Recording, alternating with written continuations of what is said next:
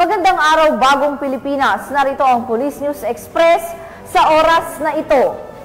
Bilang paghahanda sa pagdagsa ng mga tao sa mga sementeryo, ipinatupad ng mga kapulisan ng Cordillera ang mahigpit na seguridad at kaayusan para sa Undas 2024. Narito ang report ni Patrolwoman Melba Langbis.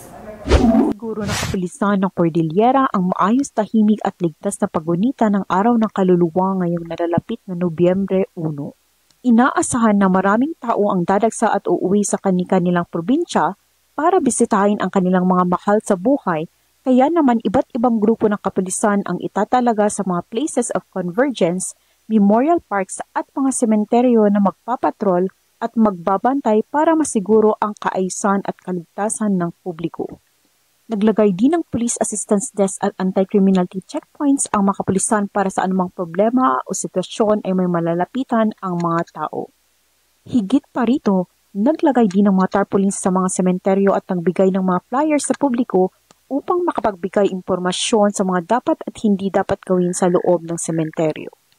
Samantala, hinihimok din ng mga otoridad ang publiko na manatiling mapagmatyag at maging alerto laban sa mga masasamang loob at anumang kahina-hinalang aktibidad upang maiwasan ang anumang insidente o krimen.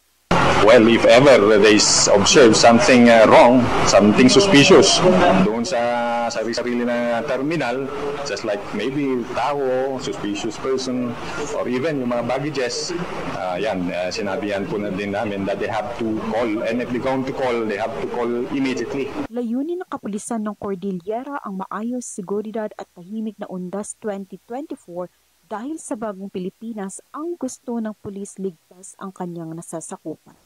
Mula dito sa rehiyon ng Cordillera, ako ang inyong PNN correspondent, Patrolwoman Melba Langbis, alagad ng batas, taga-taguyod ng balitang pulis. Maraming salamat, Patrolwoman Langbis. At para sa iba pang napapanahong balitang pampulisya, laging tumutok sa Police News Network, alagad ng batas, taga-taguyod ng balitang pulis. Ako po si Patrolwoman Femery Octaviano, nagbabalita para sa Police News Express.